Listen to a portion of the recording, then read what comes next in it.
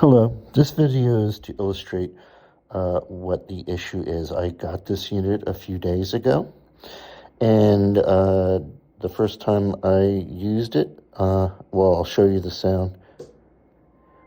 This sound started coming out of it, and I couldn't figure out where it was coming from or how to stop it. If you look at all of the drones, none of them are activated, and the hold function is not enabled for any of them. And they're not being pressed here. The keyboard seems to work.